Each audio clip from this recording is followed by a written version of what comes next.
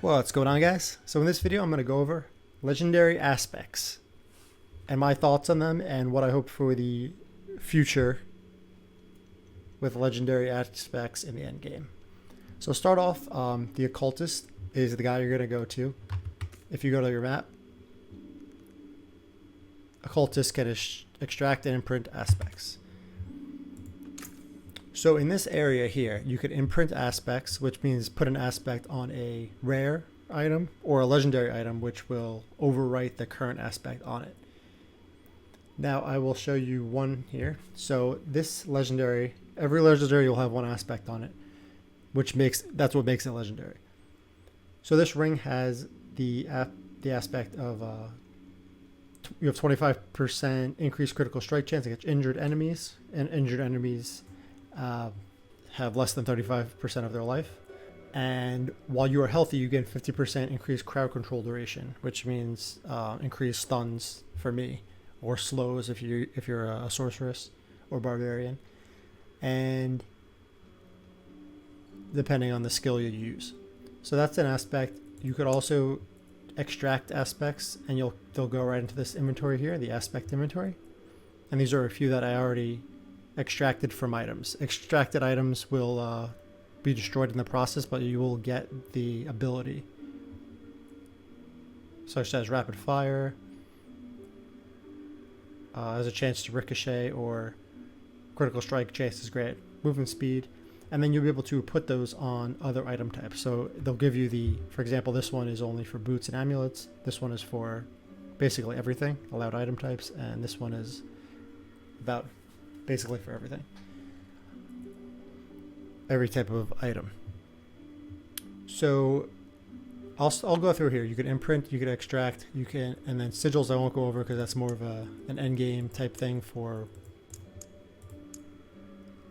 dungeons, making them nightmare, and enchanting is another video.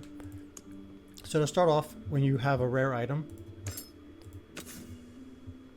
you could either apply an aspect from the Codex of Power, and these are ones that you can get from any dungeon,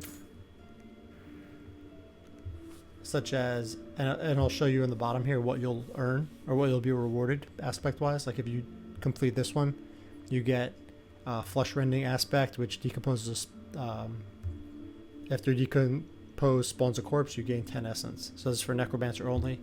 And some of them are, all classes could use them, and some will say, you know, rogue only, as you see in the bottom, or trying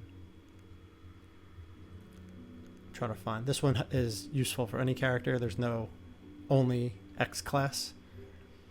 And that's where if you press Y, you'll see your collections, and then Codex of Power.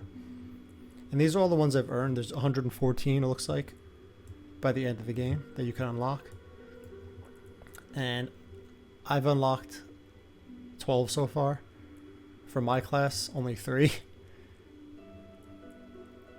I have energizing aspect of encircling blades, and aspect of the protector.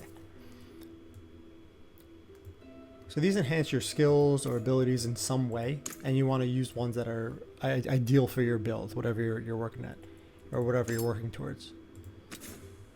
So if I want to put a legendary aspect on my dagger, I could pick one from inventory, which would be one of these, and this one can't be used on weapons, so it's grayed out. Rapid fire I won't use because I'm pure melee, and dash could be used, but I'm not using dash. Now if I go to my Codex of Power, I might use, I'll show my class only because, so the only one I could use right now is Flurry. And I will click on here, and then the item preview, it will cost 10 veiled crystals and 15,000 gold. So I'm going to go there and imprint the aspect. And you can see now that's not rare anymore. And I already have this. I wanted to show you guys. It's grayed out because I already have Flurry on another. You could only have one aspect per character active, so I can't have two flurries. I already have it on my gloves. So that's something to be aware of as well. I learned that earlier, but I just wanted to show you guys for the video. And that's how you imprint an aspect. And you could also, again, imprint it from the inventory. I don't have any ones that I really want right now. So I'm going to extract one. Let's say I want this increased critical strike chance against injured enemies. It's going to cost me 15,000 plus the actual item, which will be destroyed in the process. Okay. So right now I have no aspects that can be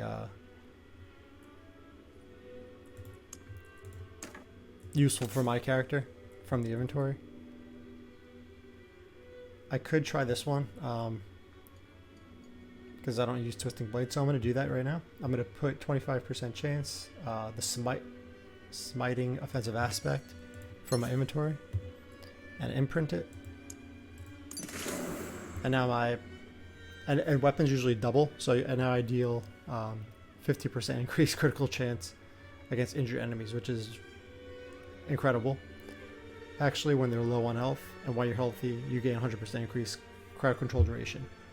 So this affects my melee attacks as well, which is pretty cool. So you can kind of mix and match if you're range or hybrid, and choose what you want to do. So yeah, so that's it. You could imprint aspects either from the Codex of Power, which you get from dungeons, or from your inventory that you extract from items over here. And it's a good way. You could usually build up rare items that you want, upgrade them, and then put on legendary aspects to make them the ideal weapon or armor or jewelry that you want for your character. So that's the basic overview of legendary aspects. I'm hoping for the end game that there'll be not only like the dungeons seem to be pretty easy. I wish there was some maybe unique type aspects that require more effort to get and are more powerful as well. But I like this idea and this concept. It's definitely different than anything I've done in Diablo 2. And I'm interested to try it for the customization. Between that, the paragon board, the skills, and the enchanting affixes on gear, there's a lot of potential for in-game builds, and especially PvP. I'm interested to try that. So yeah, that's legendary aspects. Let me know your thoughts if you like this system, or if you have any suggestions for endgame or what you'd like to see with legendary aspects. But I think there's a lot of potential for cool builds, and in my opinion, you got to look at the game as it's not a Diablo 2, but is it fun to play? And so far for me, for the beta, it has been. And I'm looking forward to seeing what the full release has in store. So again, thanks for watching. Feel free to comment below, and I'm interested to hear your suggestions and ideas for legendary aspects.